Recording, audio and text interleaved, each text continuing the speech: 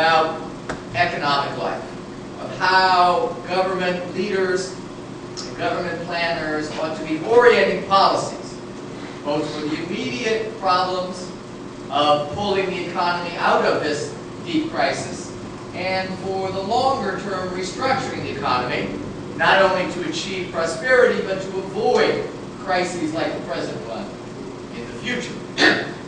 And so it's that background that I think one needs to understand to see how Barack Obama comes in with at least a somewhat, not totally, but a somewhat new approach to economic life. Both, again, for the immediate crisis, but also for the long term. And Obama says we cannot think about one without the other. It would be a mistake to just try to revive the economy in the short term and neglect the longer term problems that led to the crisis, because then you may get short-term recovery, but the crises will return before very long. Now, how is Obama's economic thinking different than what has prevailed when the Republicans were the dominant party from 1980 through 2008? I am not going to suggest to you that Obama is proposing a total or complete break or reversal of Republican policies. First of all, some of President Barack Obama's top economic advisors and officials, such as Timothy Geithner, the Secretary of the Treasury, or Lawrence Summers, who is the head of the President's National Economic Council, were top officials a decade ago in the presidency of Bill Clinton. And in those years, they were supporters of the Washington Consensus. They were supporters of financial deregulation. So Obama has not put in as his top people radical critics of the old Republican way. These are people who in many ways participated in the predominant view, although never went as far as Republicans. So if free market thinking in the law and economics is characteristic of the Republican view of economic life, Obama has been exposed to a great deal of it. He knows a lot about it, and he shares some of its ideas. He is not an enemy of free markets by any means. However, he does believe, and now the current crisis helps to support that belief, that markets have become too unregulated, too free of oversight and restriction, and that there is a tendency when markets are left alone and government steps back, that the worst kind of speculative practices will emerge. It must be understood that for Obama, as for any U.S. president, the making of economic policy, whether it is for the domestic economy or for the global economy, and bilateral and multilateral trade, is only in part a matter of what is good economic thinking. It is in another part very political. In other words, I want to emphasize the political limits that Obama has to face, the political pressures upon him, because he is not, and this is true of any American president, able to do just what he thinks is best as an economic strategy. He has to pay great attention to the politics of economic policy. I want to emphasize three different kinds of constraints or limits on Obama's freedom to pursue economic strategy as he ideally would pursue it. First of all, there is, in the broadest sense, something I mentioned before, the American anti-statist tradition. And as political scientists and historians know, that if you look at all of the advanced economies of the world, there is no other country which has such a strong negative view of the role of government in the economy as the U.S. In any debate over what the U.S. should do in the face of economic problems, there is already a built-in view that government is not the answer. The government is inefficient, the government is meddling, the government is over-bureaucratic, and the government will make a mess of things. So, as Obama is finding right now with his health care proposals, there is a built-in bias in the U.S., not true of many other countries where governments are stronger and have a tradition of greater involvement in the economy. It's an uphill or difficult battle to convince Americans that government can play a constructive and positive role in bringing about solutions to economic problems. If that is the tradition in the United States, it has only been furthered by what I mentioned before, my second point, that the U.S. and its people have undergone 30 years of arguments by the Republicans who were in power. Again, markets are good, government is bad when it comes to the economy. So this is not just a long historical tradition, but there is a whole generation of Americans who have been exposed to these arguments that government is not properly the best solver of economic problems.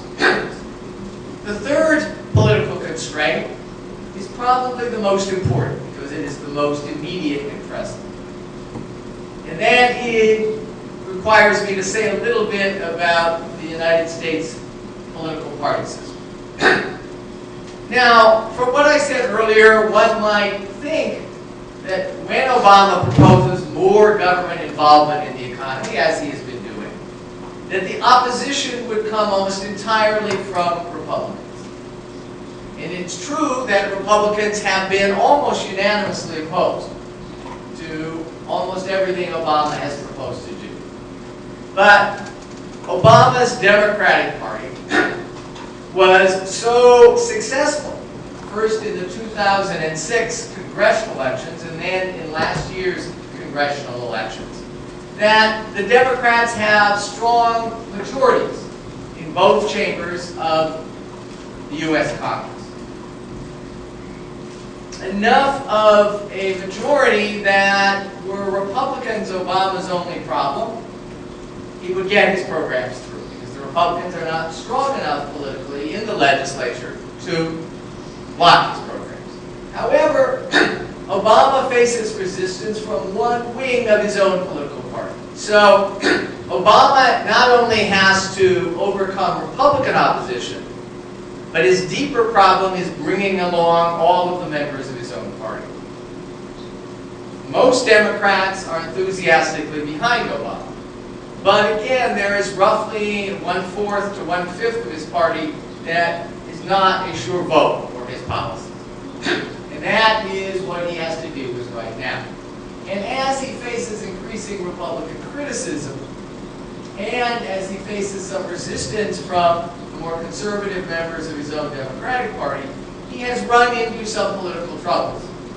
So when we try to make sense of the actions of his presidency, at home or in foreign economic policy, we need to realize that he faces this complicated political landscape and often political challenges in winning his program. So I want to just mention some of the key areas of Obama's economic policy and just throw them out as subjects in case anyone then wants to ask a question about them.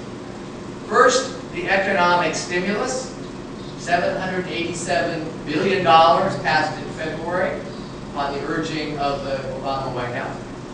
The biggest spending bill in the history of the United States. And the debate about how well and how fast it is working to bring the U.S. economy back. Second, the issue of the financial sector. That involves, number one, the bailout of large financial institutions, an extremely unpopular program in the United States, but which was pursued first by the Bush presidency and then by Obama to avoid a depression. Second, the question of financial regulation. How can the government impose new regulatory oversight measures on the financial sector so that the crisis of 2007 through 2009 does not recur a few years from now? And the third area, healthcare and energy, the two top legislative priorities of Obama. Healthcare, right now, the hottest political issue in U.S. politics. There were questions in the survey about the kind of priority that the Obama administration is giving to Latin America and the Latin American economy. And let me first sort of say that if one asks about a president of the United States and that president's priorities in international affairs, one needs to think about the difference between what I'm going to call fire bells and long-standing problems. That is, a president of the United States wants to deal with long-term, deep structural problems. But fire bells ring, and just as a fire department can't wait around to discuss how it's going to fight a fire, it's got to go do something. So the Obama presidency, as any presidency, spends much of its time in international relations dealing with the most pressing, urgent problems. Iran, for example, this spring, has produced a crisis. Or to come closer to home, to Latin America, Honduras would certainly not register as a priority nation in the Americas for the Obama administration, given how small and poor it is. But the events in Honduras are a fire bell, the ouster of President Zelaya. So that when we ask what kind of attention are they paying to Brazil versus how much attention are they paying to other places, you need to remember that they have to react to crises, to hot spots around the world. And that's true of every administration. Beyond that, though, how does the Obama administration think about Latin America? Again, a little background is valuable. Because if one looks to the previous 8 years, when George W. Bush was president, I think the dominant note was neglect. Bush did not pay a great deal of attention to Latin America. He began with a big flurry of interest in U.S. relations with Mexico, but after September 11th, that sort of fell by the wayside. Bush continued and, in fact, increased American pressures on Cuba, which is a hot issue for Republicans in the state of Florida. And, of course, he engaged in something of a shouting match with Hugo Chavez. But beyond that, there wasn't a great deal of attention paid. The Middle East, most importantly, of course, Iraq, absorbed most of the international attention of the Bush presidency. I think the Obama administration wants to change that. Obama's overall approach is a foreign policy emphasizing more diplomacy and less of a use of military force. A foreign policy that emphasizes multilateral cooperation rather than unilateral U.S. action. And Obama has signaled with Latin America in particular that he wants a new era of greater cooperation. I was going to mention the famous handshake and smile between Obama and Chavez.